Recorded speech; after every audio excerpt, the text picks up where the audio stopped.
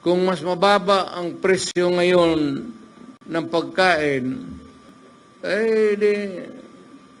iboto natin yung mga kandidato niya. Kung mas madali maghanap ng trabaho ngayon sa panahon niya, then doon ka sa kanya, doon sa administrasyon. Kung sa panahon na ito, kung pante ka na maglakad, na walang takot, nakakapagpasyal ka, baski saan, wag mo nang bitawan si Marcos. Piliin mo na yung kandidato niya. Pero pag sinasabi ko yung, pag nagsasalita ako, gumaganyan ako, ibig sabihin, ito yung kapalit.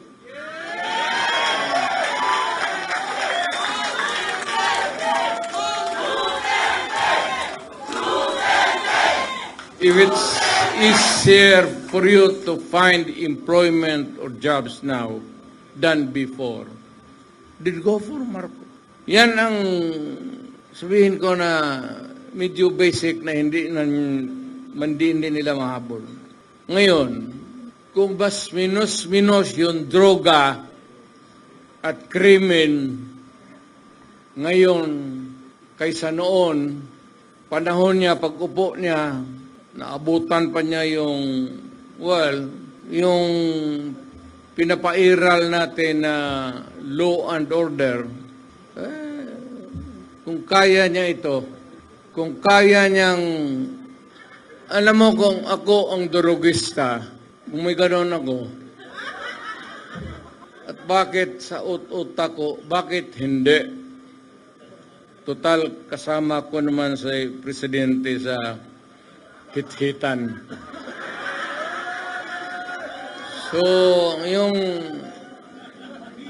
baski yung mga pulis, pati military, medyo, sila?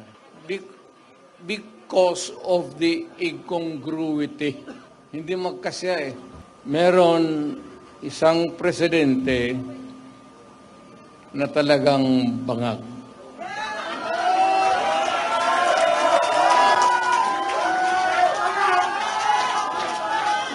Hindi naman buang, pero yung bisyo ng droga, long term yan.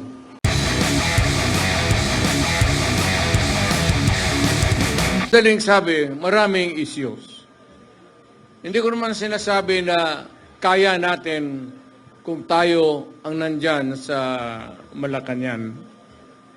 No, it's not that easy. I have been there. But the guy is simply taking his time to come up with the solution of the problem. So kagaya nitong bigas, which is really tumatama yan sa tiyan, pati sa puso ng Pilipino, hindi niya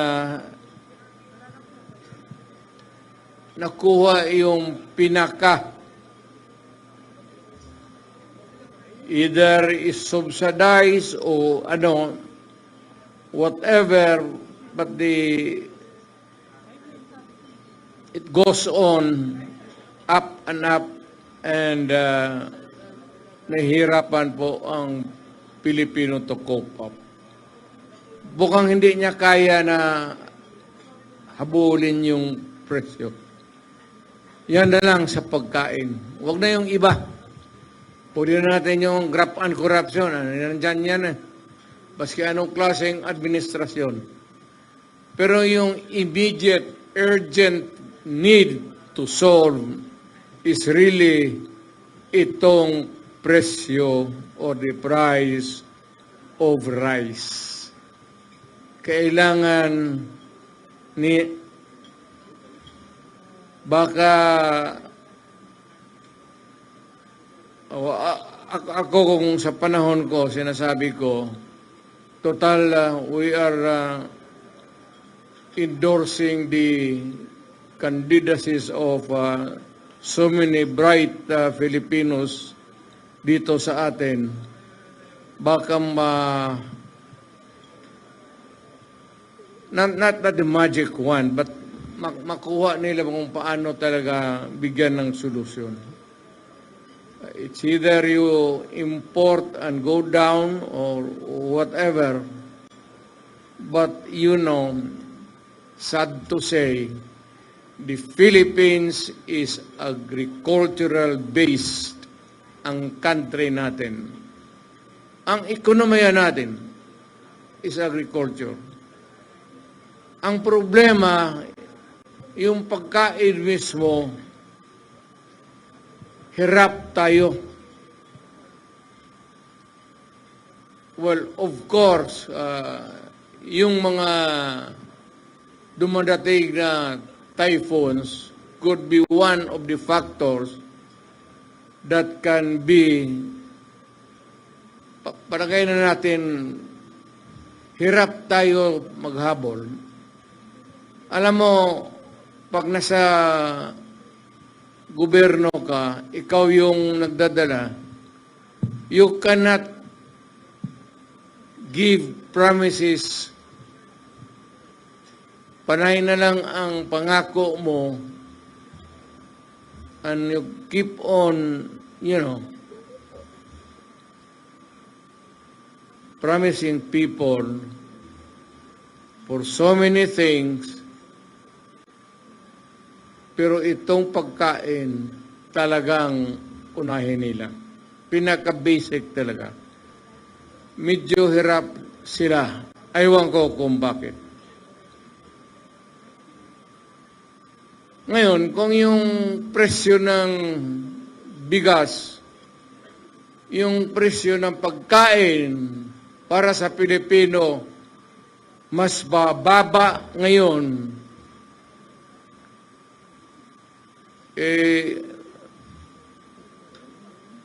noong panahon na umupo si Presidente, kung mas mababa ang presyo ngayon ng pagkain, iboto natin yung mga kandidato niya. Nakikita mo naman, talagang almost hindi na kaya. Hindi kaya ng tao. Ngayon, kung mas madali maghanap ng trabaho ngayon sa panahon niya, then doon ka sa kanya, doon sa administrasyon. Kung sa panahon na ito, kung pante ka na maglakad, na walang takot, nakakapagpasyal ka, baski saan, wag mo nang bitawan si Marcos. Piliin mo na yung kandidato niya.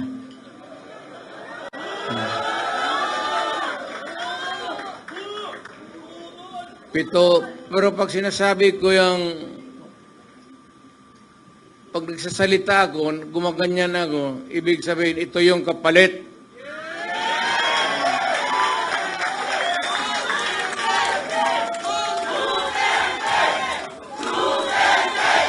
If it's easier for you to find employment or jobs now than before, then go for Marcos. Yan ang sabihin ko na medyo basic na hindi nila mahabol.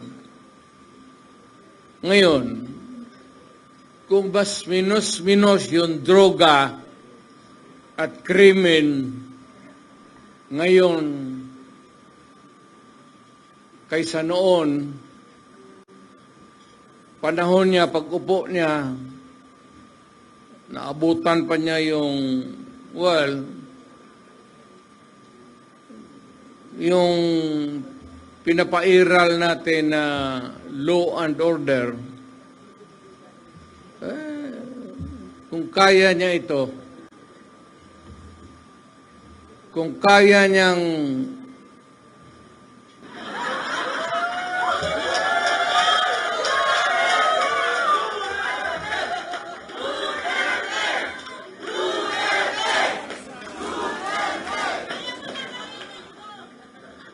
Alam mo kung ako ang durugista, kung may gano'n ako, at bakit sa utak ko, bakit hindi?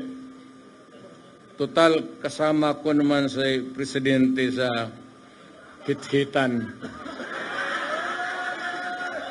So, yung baski yung mga pulis, pati military, medyo, ano sila? Because of the incongruity. Hindi magkasya eh. Meron isang presidente na talagang bangag.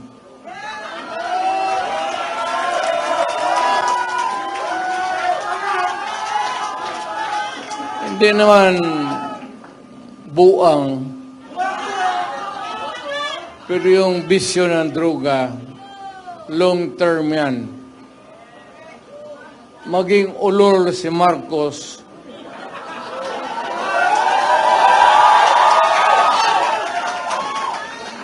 kung maybe constant use of heroin, aabot pa siguro siya ng 80. Pero pagdating sa panahon na yan, hindi na siya gumagalaw. Either nakatindig lang yan sa kwarto niya o natutulog. Ganito na lang. Marami tayong problema. I think the Marcos government has fallen short of the expectations. Ako, hindi ko ma-compare kasi pwede kong sabihin, mas mabuti siya ngayon kaysa aking panahon. I can even concede na ganon ang nangyayari. Pero it would not be a good reason for you to solve the problem just because you're doing right, more rights than the wrong ones that the other guy had committed in the past. Na ibig sabihin niya, kung sabihin, wala yun si Duterte, mahina kasi ganun. Okay. But it's not me. It's the Filipino people.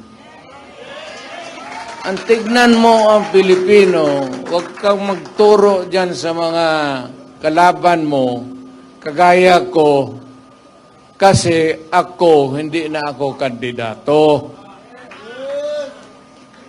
Ngayon, kung mag-usap tayo, ang pag-usapan natin kung ano ang mga tao na pwede nating gawin na makatulong sa atin, mailagay dyan sa Senado para paski batas na lang ang habulin natin or a policy that is enunciated by Congress, particularly about the drug problem and itong ekonomiya. Itong ekonomiya, mabigat to. Walang bright dito. But at least naman yung sabi ko pagkain, sana mahanapan nila ng paraan. Talagang tumataas eh. Kaya I don't know how it operates now, but if you continue to practice democracy, we have to have a Senate na kailangan nandyan even to persuade any sitting government to do what is right. So, nakikita ko si Philip Salvador, ang naalaala ko sa kanya, artista siya. Mahusay na artista. Kaya idol ko siya, yung mga sine niya, pinapanood ko. Tinitignan ko siya kung paano niya yakapin yung mga babae at paano niya nakaligtan.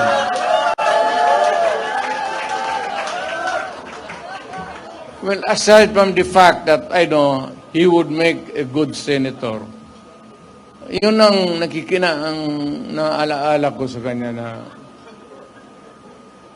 parang durog talaga ang babae sa yakap at bamahal. Now we have Atty. Rodriguez. Galing yan sa administrator. Alam mo, mag-isang tao, importante talaga to. Importante ito. Baski kami, alam namin, baski yun ang nakakilala sa akin personal. Importante ang tao na may prinsipyo. At ang isang nakita ko na Pilipino na may prinsipyo na umalis sa trabaho niya because the dynamics of the position of which he was there in Malacanang was no longer right. He chose to make the decision. At nakita ko, as a matter of, hindi naman kailangan sabihin niya, but nakita natin, as a matter of principle, importante talaga yan. Atty. Rodriguez.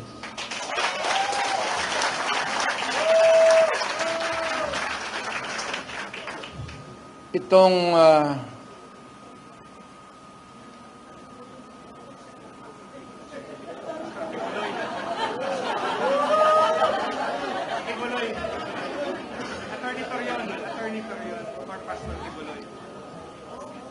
para ka kay Kibuloy?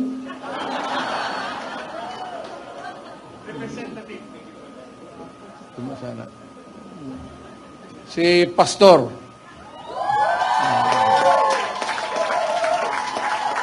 At least kung maghanap ka ng tao na kandidato, kung manalo at makaupo dyan as a senator, who has the moral values, pati marunong bright. Talagang bright yan si Pastor.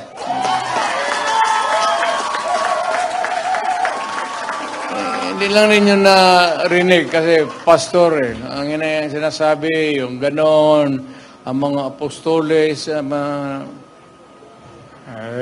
ba naman itong apostoles, ginawa? Dito tayo sa politika ito So, si Pastor Kibuloy para sa Senado.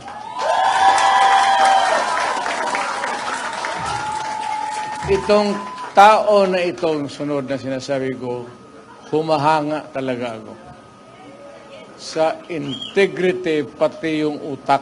Abogado, pareho kami abogado Puto pa nagsalita ito. Hindi ko naman kilala to, but the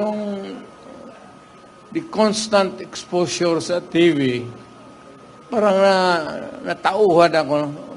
Magaling to Alam niya, sinasabi niya, pati tatanong-tanong ako, talagang is one of the upright na tao na bira mong makita ng ganun.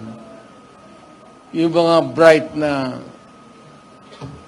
karihan kasi ng mga bright, mga gago Hinahaluan nila yung trabaho nila ng kagaguhan. Alam mo, ako talaga, it was I who sought him. Ako naghanap sa kanya para makilala ko siya. Talagang bumilib ako sa kanya. Marcoleta.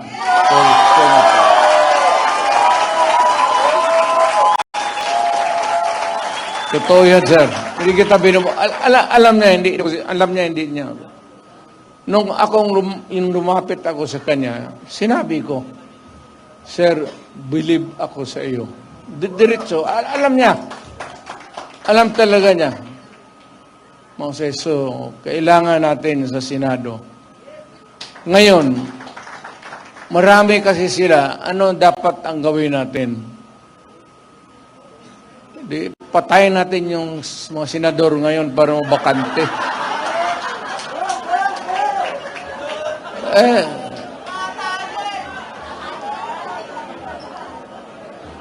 Kung makapatay tayo ng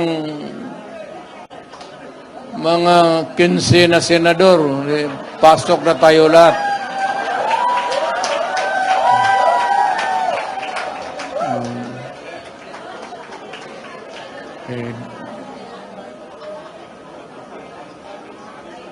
Pero kawawa naman. Pero nakakainis kasi yung, hindi naman lahat. Pero, sabi nga, talking of opportunities, the only way to do it is to pasabugin na lang natin yung ano.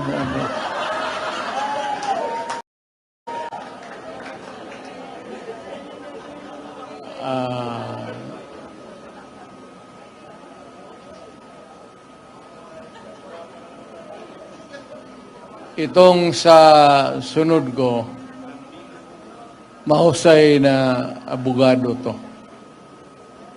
He's a practicing lawyer and is really very bright. Marunong talaga to. Marunong sa lahat. Abogado, sa trial,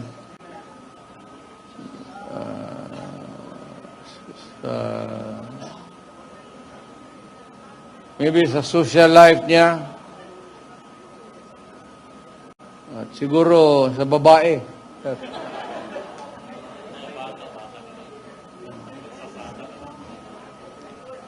Huwag mong kalimutan yan, sir. Kasi yan ang pagpapabata talaga sa iyo. Totoo yan.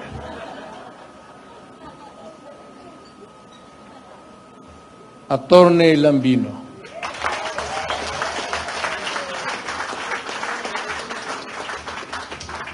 Hindi ko na kailangan.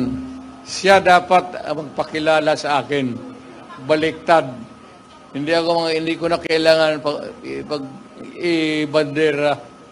Kasi ako mismo gusto ko na siya ang mag-introduce sa akin pabaliktad. Hanga talaga ako nito. Noon siguro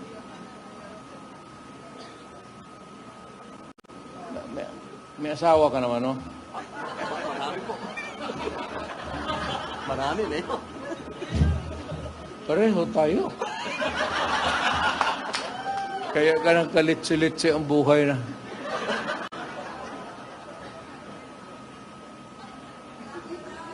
Yung akin, nandito siya.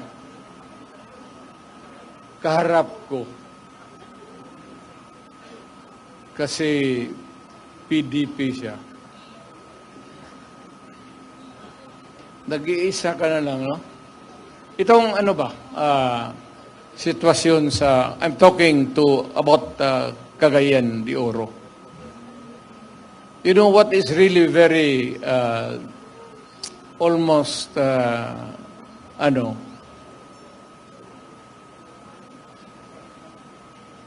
sad,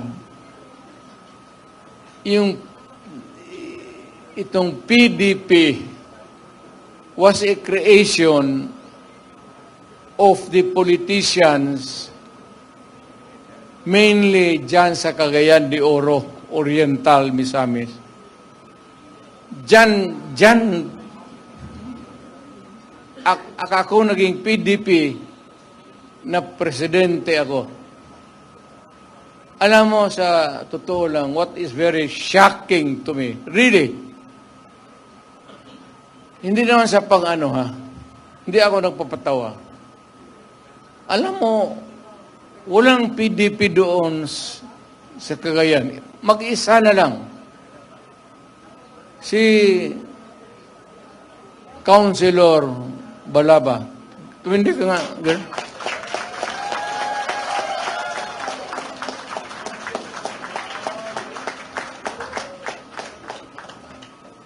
Kaya, kailangan alagaan natin ng husto ang political ang wala ng PDP doon. Siya na lang, babae pa. Mabuhay ka, Girly Balaba.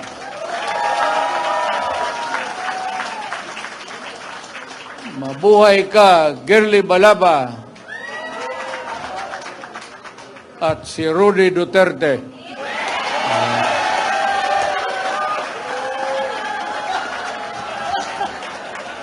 Wala mang malisya yan.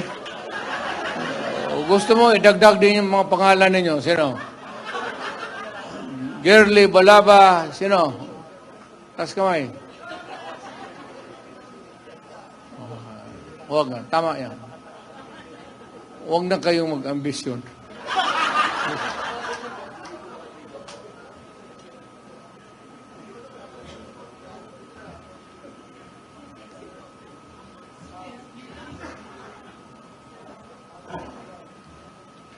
For the rare occasions that I visit Western Visayas, may nakita ako tao na talagang merong go na a lawyer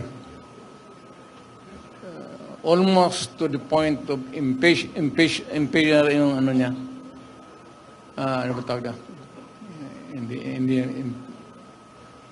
Basta nakita ko yung gusto talaga niya mag-survey sa tao.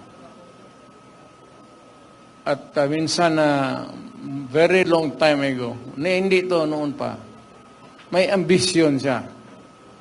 Not necessarily yung pagkamayor ngayon. But I heard him talk about politics and his keen interest na nakikita ko yung pagsasalita niya. So, nung nakita kami few days before the filing, I passed by Bacolod, nagkita kami. At nakita ko yung, I remembered his intelligence, his talent, and sabi ko, matagal na rin walang senador talaga ang Western Visayas. I would like to endorse him and for you to vote for him so that yung mga taga-Western Visayas na kapatid natin, bigyan natin. Huwag tayo magsabi Ilonggo, Ilocano. Skip that thing. It's not proper anymore. Kung magsabi ka Ilonggo ako, gano'n, no, do not talk about your tribe. Just talk about who you are at Pilipino ka at anong kaya mo. At ito talaga, kaya niya maging senador, Attorney Hinlo.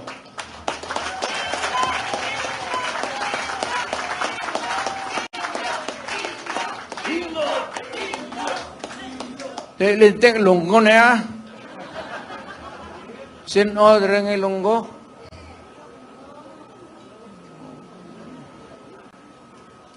Teka, padagon mo na si para may hindi naman sa pang ano. It's not because I'd like to gusto ko rin talaga na may representation ang Western Visayas.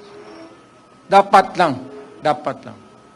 Magpapanalo tayo ng para alam mo magkakapatid tayo. At yung Pilipinas hindi mo nang sabihin na magpatakbo ka lahat taga Davao lang. It ain't that way. Kung naging presidente ka na, gusto mo i-distribute yung position para well represented yung ating bayan. Mag-usap tayo doon, Ilonggo, Ilocano, Waray, Igorot, para lahat. So, itong sunod,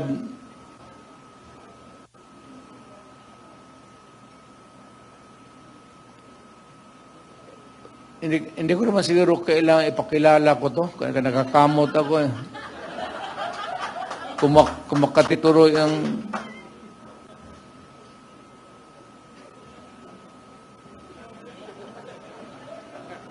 may pera ka bong?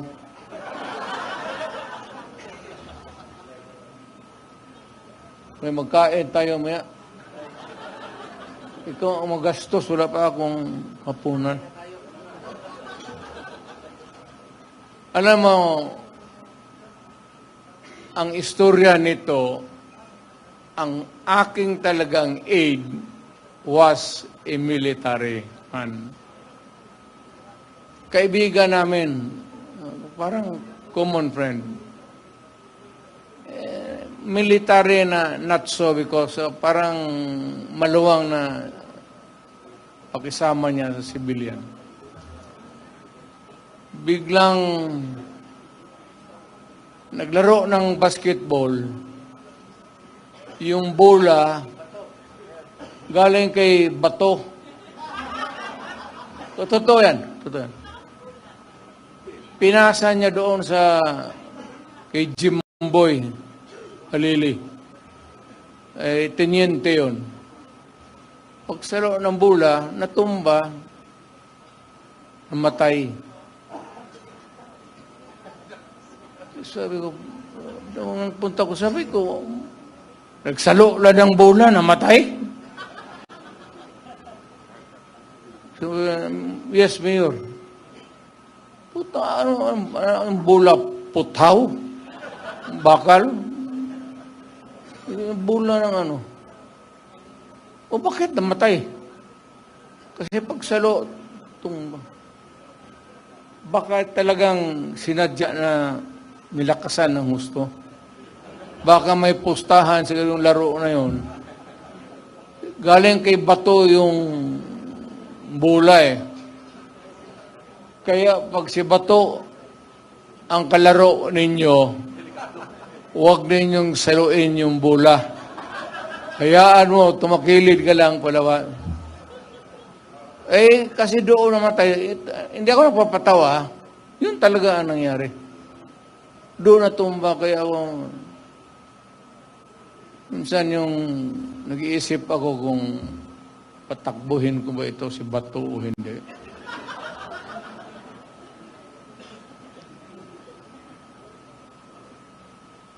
Alam mo, kung naghahanap kayo ng original taga na DDS, huwag ka lang mano ha. Siya. Siya yan.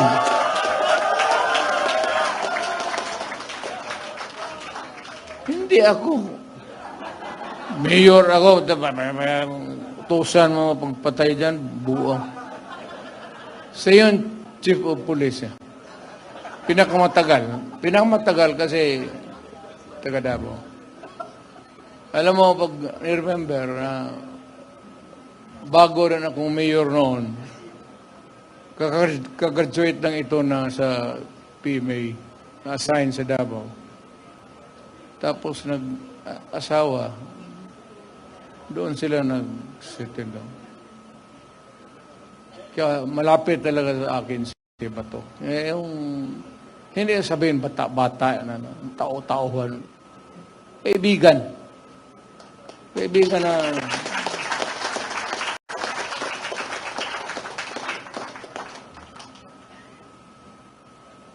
ano ngang maidagdag ko sa kwento?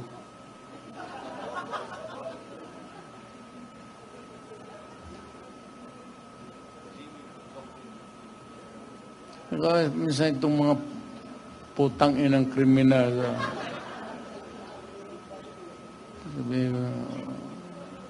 Bato, puno, Putang ina yung pabalik-balik yan sa...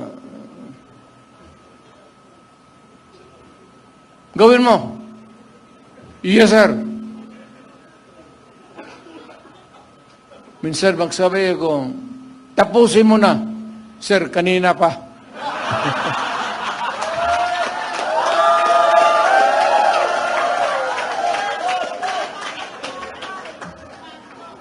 Sa harap pa naman ng, alam mo, sa totoo lang, magprangka-prangka, walang sundalo na hindi pumapatay. Walang sundalo na hindi pumapatay. Baski na walang utos sa kanila. If they are assigned in a certain place, tapos guluhin mo, paputokin mo yung granada, yung performance nila, apektado. Naka-record yan eh. Sa panahon ni Bato, ito ang nangyayari. Sabihin man, pagdating ng promotion, conference, kaya ba nito? Tingnan mo, panahon niya, rape, marami. Rape, 4. Panlima, siya pa ang pangalan dito, kasali siya. Ganun yan eh. So ngayon, maasahan niya ng isang lugar. Hindi na kailangan na sabihin mo na ako magsabi. Pagka medyo magulo, tapos apektado yung performance nila, talagang tapos ka. Lahat. Lahat yan, walang lahat, as lahat. Baka kayo.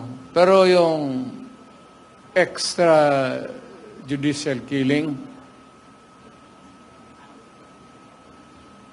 wala man tayong extra. Killing lang. Ayun, sino nag-invento niyang putang ina? Bakit maging extra yan? Ano yan? Kota? Lahat sundalo. And, nandito na ba lahat? Jimmy, nandito na lahat? Kompleto na kayo? Okay. Ito naman, talagang admirer ako. Totoo, admirer ako niya. Maka-Duterte ito eh. Saka, talagang maka-Duterte ito. Yung nakikita kami minsan, kumukuha siya ng law, ini-encourage ko. Sabi ko, tignan mo lang kung medyo matrabaho lang sa oras. Pero kaya mo. Ako sabi ko rin na balang araw makukuha. Tapos na yung trabaho niya mag-acting. Gaya nito na eh. Philip. Kausapin mo nung wala na sa trabaho. Hindi yan madrama. Prangka ito kung kilala nito prangka na tao yan. Diretso. Kaya nagustuhan ko. So, ganito na lang. Para marami ang tao natin, every meeting, baka sa lawag, kailangan magpunta na tayo lahat sa lawag. Magkaraban tayo. Baka sa sunod sa Bicol, at least para sigurado talaga na mayroong, hindi natin alam kung ano ang diskarte ng mga tao doon eh. Baka kukunti lang, kung pupunta tayo lahat, punta tayo ng Bicol. Ngayon sa Davao, Buanga, punta tayo doon sa ticket,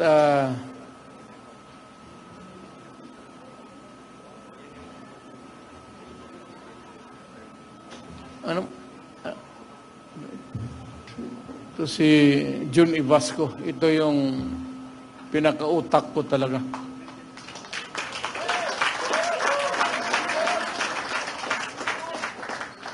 May pera tayo. Alam mo, wala tayo talagang pera. Last minute, ambag-ambag lang kami. Ano ba sa Tagalog yan? Contribute na ko niya. Si Robin. Pero,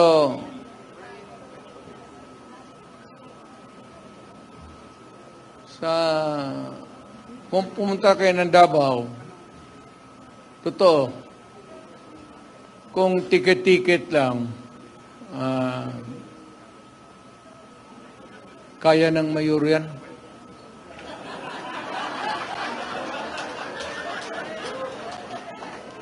Ipasa mo lang yan doon sa mga negosyante.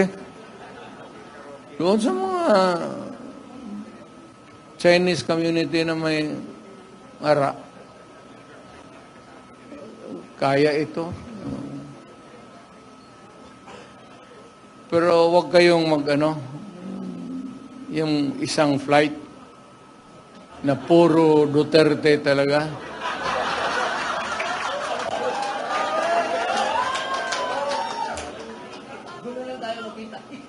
Kasi pag mag-take off yan, ang kabila magsige dasal.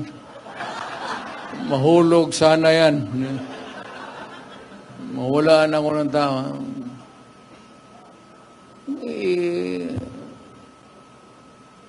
Intervals, intersperse. Ito kayo ng Mindanao. Actually, hindi na ako nagluloko.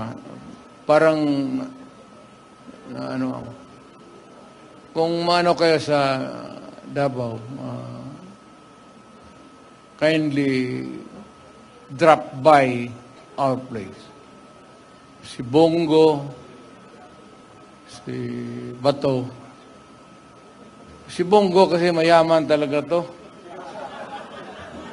May printing press. Walang problema nito sa propaganda. Ang pinakamalaki yan sa Mindanao, printing press niya. So, kung sabihin mo lang na kalahati nito, kaya niya. Sagutin mo na, Bong. Huwag kang mahiya. But seriously now, magabi na. I'd like to remind again everybody that, democracy was really conceived by our forefathers to be one that is really working. Kaya nga may demokrasya because there is a periodic election. The president, you are served there for about 6 years, then alis ka, another one. And for the mayors and the rest of the officials of government. Talagang elected. Mabuti yan eh. So it is intended, ang mahirap kasi, may mga politiko na medyo may mentality na mga gangster, yan papasok. Wag ninyong yan. Baski sa ating grupo, lalo na yung magdala-dala ng armas, tapos walang mangyari niyan. Sisirain lang ang bayan natin yan. Look for somebody na talagang would stand for what is right and what is really just. Yan ang hinahanap natin. Palagay ko, kilala ko lahat itong mga tao na ito. Walang ito. At least may, lalo na ito si Tony Marcoleta. Parang pare ito eh. Totoo. Nagkamali ito ng trabaho. Nagpare, ay sana ito, pero iglesia kasi. Pastor na lang. Ito magsalita ito, totoo. Nakikinig ako dito. Marunong, bright talaga. Hindi ko kaya habulin ang utak ni Marcoleta. Hindi ko kaya abutin. Totoo yan. Kaya sabi ko itong mga ganito na tao, kailangan kaibiganin mo na lang. Baka maengkwentro mo ito sa korte, putang ina, baka ilang paso ka.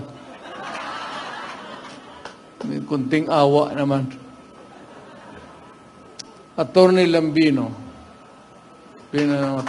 talagang matagal na nagtatrabaho ito sa PDP. A very patient man. Talagang naghintay lang sa panahon niya. Actually, he has been there for so long a time helping PDP, helping the candidates, asking nothing in return. But he has been there. Kagaya ni June Ibasco. Yan si June Ibasco, yan ang noon pa, noong na mayor pa ako, siya na yun, hanggang naging presidente ako. Alam mo kung bakit si June Ibasco? John, isabi na natin ang totoo. Dumating na ang panahon. Okay? Ako isang prosecutor. I was a prosecutor. Yun ang trabaho ko eh. One day, itong sila Colonel Stares, yung mga Philippine Constabulary, parang nagpa-plenum ito sila sa North Cotabato. Ginapang ng mga sundalo, nahuli sila. So ako yung fiscal ina-assign pagka ganun. Takot ang takot yung hindi na ako magyabang. Takot yung mga fiscal mag-handle ng rebellion, pati yung mga krimen na, So, pinapasa sa akin sa chief. So, ako nag-iimbestiga. Sabi ng na may nahuli daw marami. May madre pa ata. Natsambahan. Mga mabigat na sa Mindanao, yung mga komunista, nahuli yan sila. Nung pumunta ako sa kampo sa pulis, tinuturo yan siya, yan sila. Nakaupo lang. Sabi ng mga gago, Mayor, ngayong gabi, huwag mo na lang ilista-lista dyan yung investigation. Bihin na lang na walang nangyari sa operasyon namin. Kasi papatayin namin ito. Dalawang pare yun, Father Tison, pati Father Ibal. NPA talaga yan sila. NPA talaga. Huwag na tayong magdrama. So, gustong ganun ng sabi ko, putang gago. Pare yan. Kung yan. Damay pa ako. Imbestiga ka ng imbestigahin mo yung totoo lang. So, detain siya. But yung one day, nalaala ba ninyo yun? Idotos ni Cory Aquino, release all political prisoners. Talagang pinawalaan lahat. Lahat ng komunista, pinalabas sa kulungan. Si John, isa. Wala sila mapunta bago. Sabi ko sa opisina ka na lang dito sa akin. Pare, alam mo yung pare, mahusay sa organisasyon. Kasi hinawakan tao eh. Paano mag-organize, paano mag-ganon. Pag yan yung mga pare na mag-ano, talagang kung sponsored ng mga pare yan, matindi yan. Kasi sanay sila sa organization eh. So, kinuha ko siya. From then on, mayor, congressman, tapos presidente. 30 years ago. Puro. Ganon ba yun dyan? 25, 30 years. Tagal na. From a NPA, ha? Nung dumating ako, naging presidente ako, tigas na masyado doon sa Malacanang. Yan na ang tigas dyan sa... Yung mga military naman, sabi ko, intindihin niya. Inirelease eh. Wala tayong magawa. Wala mapuntahan yung mga tao. Kaya yung mga asawa ng De Vera, lahat ng mga babae, binigay sa akin ng military. Yan, totoo. Ito na yun ang totoo. Patayan sila. Yung mga babae, dinala ko sa bahay ko. Bahay ng nanay ko. Doon ko pinatira kasi wala akong yung mga asawa ng komunista. Hanggang ngayong kaibigan kami. Kaya ko noong sabi nila na yung si Duterte komunista yan. Ang totoo niyan talaga, baski hindi pa sila nahuli, ako pumapasok na sa bukid. Doon sa dulo, nagsasalita, nag-i-istorya lang kami ng NPA. Istorya lang. Kaya every time magbaba ako, mga military intelligence, sabi yan si Duterte, ang issue sa akin, yang si Duterte, huwag kayong magboto dyan kasi komunista. Sinabi ko doon sa mga taga Davao, kung maniwala kayo, ito yung istorya ko. Ngayon, ayaw ninyo maniwala. Huwag. Sinabi ko sa ang totoo. So si John, tangan-tangan ko yan hanggang ngayon. Mahusay sa organization. Kaya kung saan-saan ako papunta, bit-bit ko yan kasi wala kang problema dyan. Ano mo ganyan yung pare, marunong mga Katoliko, ito ha, organize tayo, mga ito, ganon-ganon. Mahusay yan sila magdala. Kaya, medyo lamang tayo ng konti dyan sa habulan ng isip.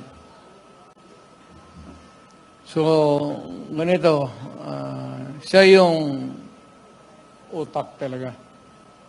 Siya yung sa akin. Wala naman, sanay na kami. Siya na yung mag-spacing sa kampanya. Pero hindi ako maka-attend sa lahat ng rallies. At only yung medyo mabibigat, Cebu, medyo lawag siguro.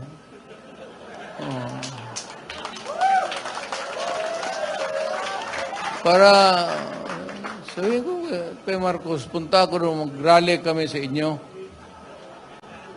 Yung mabibigat, sa Buanga siguro, gano'n. Nandoon ako, pero hindi lahat kasi una-una, sa totoo lang, wala tayong pera. I cannot sustain a campaign na yung diretso-diretso na maybe even sa katawan ko, hindi na rin. Alam mo yung aeroplano, hindi ba niyo na pa? Ako, piloto ako ha. When I was young, naglilipad ako ng eroplano. Pero ngayong matanda na ako, paski yung may pressure, hindi man ninyo halata yan pagbaba mo sa eroplano, medyo matamlay ka talaga. Oo, ganun, hindi ko na kaya. Pero sa mga big rallies, I will be there to bigay natin kay Jun yan. So, dito tayo magsunod kay Jun. Siya yung I trust him to do the job. So, siya yung magbigay ng program.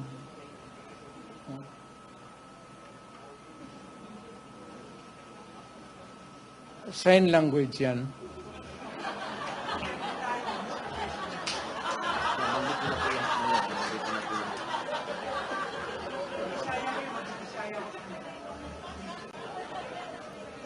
Paano gano'n yan? Pangalan niyo Duterte. Pangalan niyo to. Signing mo din. Si GMA, si FBI, si ERA, si Noynoy, si Bongbong. Pangalan niyo Bongbong. Signing mo din. Ito ang pangalan, Rock, si Bongo, kasi si Bato.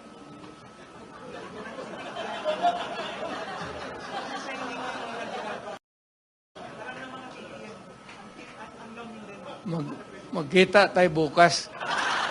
Kasi mag-aral ako para gano'n na lang.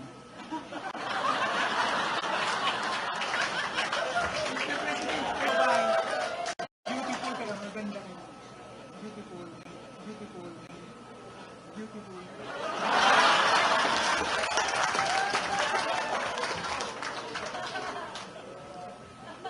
Nehen Pioliang. Chinese yan. You're beautiful. So, uwi na tayo. Para po kinig ng istorya dito. Wala yung ano lang, yung tingin ko na latod pambuhay ng nandito pala yung classmate ko, Dabs Mamao o Lanao del Norte. Classmate ko yan sa kabats ko talaga sa law school sa San Beda. Believe ako. Sana next time, ano nga.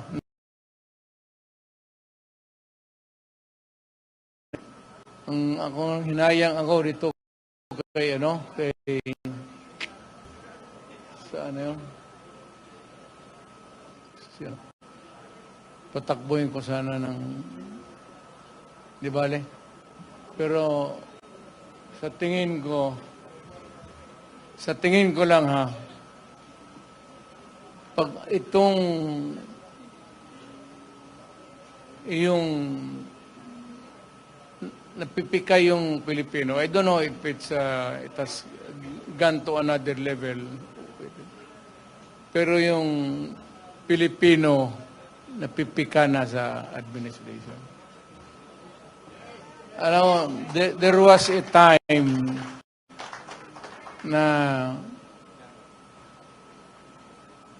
so many elections ago, bata pa ako. Lahat, clean slate, panalo. Panalo talaga lahat. So, wala man kayo kalaban, no? Sino man sila? Hindi ko man narinig. Sino ang kalaban ninyo?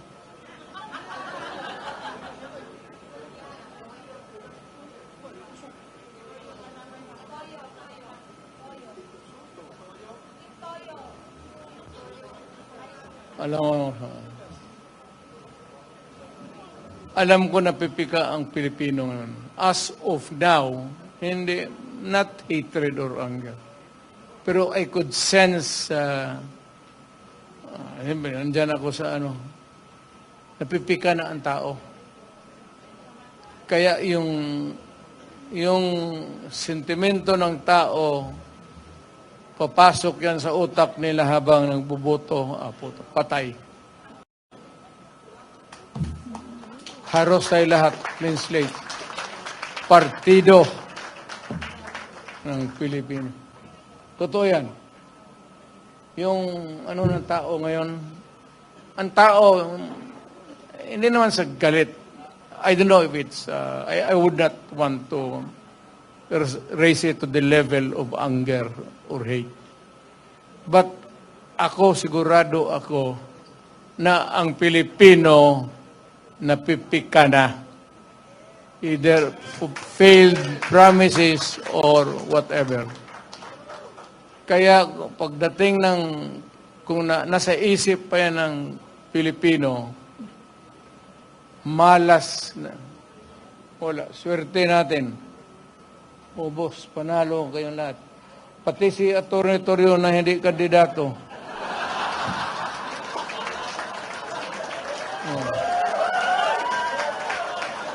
Ilagay nila yung pangalan mo.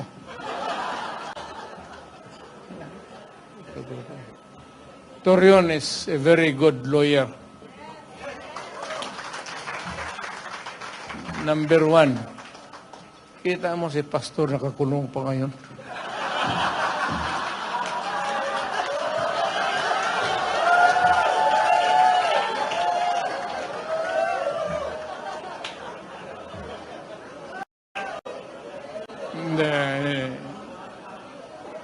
Ano yan there's more to it than meets the eye. Pagka gano'n simple na kaso tapos bailable, hindi naman makabail, hanapan ng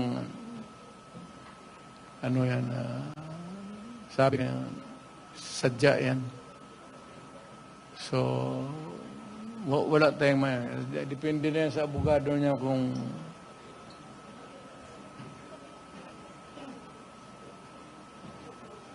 nakakabisita ba? Magbisita ako. Magbisita ako kay Pastor. So, okay, yun na.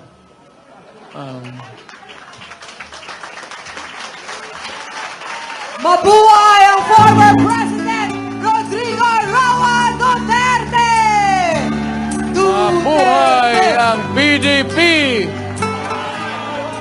Mabuhay ang PDP! Mabuhay ang Duterte candidates! Mabuhay!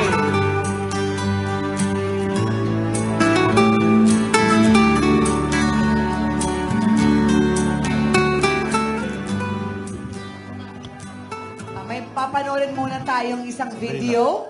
So, nakikiusap po ako na umupo muna ang ating Opo. mga kandidato kasama ang ating former President. Rodrigo Roa Roa Duterte.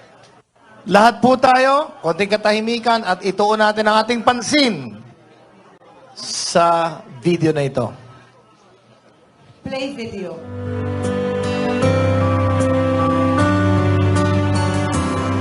Ang bulong ay kumalat na. Isa ang nais nila. Isigaw ang nadarama. Pilipinas muling magsama-sama. Pilipinas, Duterte pa rin ang tunay na nagmamahal sa atin. Laban niya ay laban natin. Pilipinas, Duterte pa rin. Inang bayang minamahal, lagi kang ipagdarasal na muli kitang makita. Pilipinas, bangon may pag-asa pa. Tumayo! Iwagayway ang ating mga banderang hawak. Duterte pa rin ang tunay na nagmamahal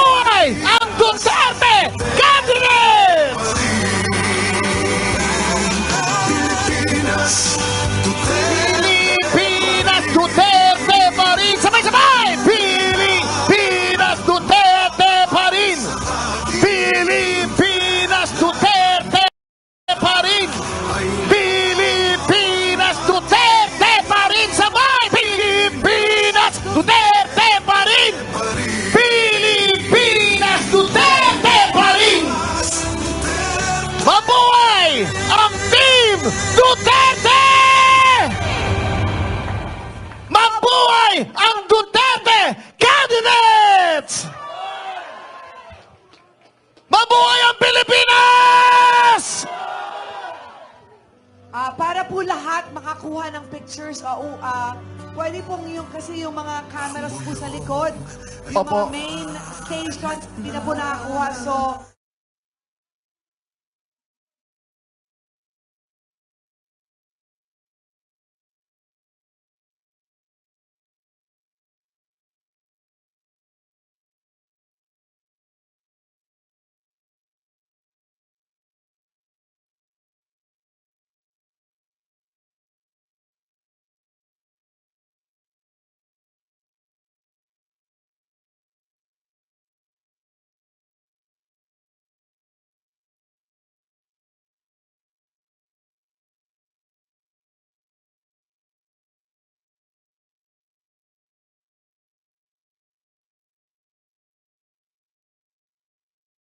de la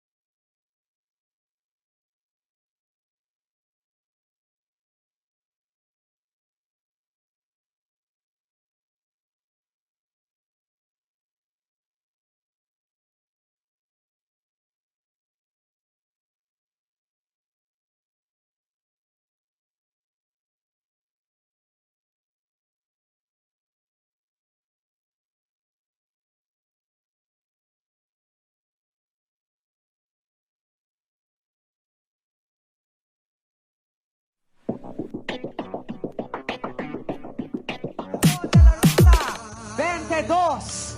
Bongo, 28.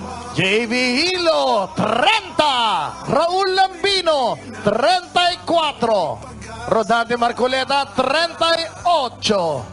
Pastor Apollo Kibuloy, 53. Vic Rodriguez, 56. And Philip Salvador, 58. numero 58.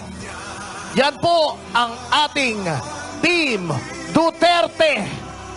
Ipakita natin ang pagmamahal sa Team Duterte. Team Duterte. Team Duterte. Team Duterte! Team Duterte! Sabay-sabay natin isigaw, Pilipinas Duterte!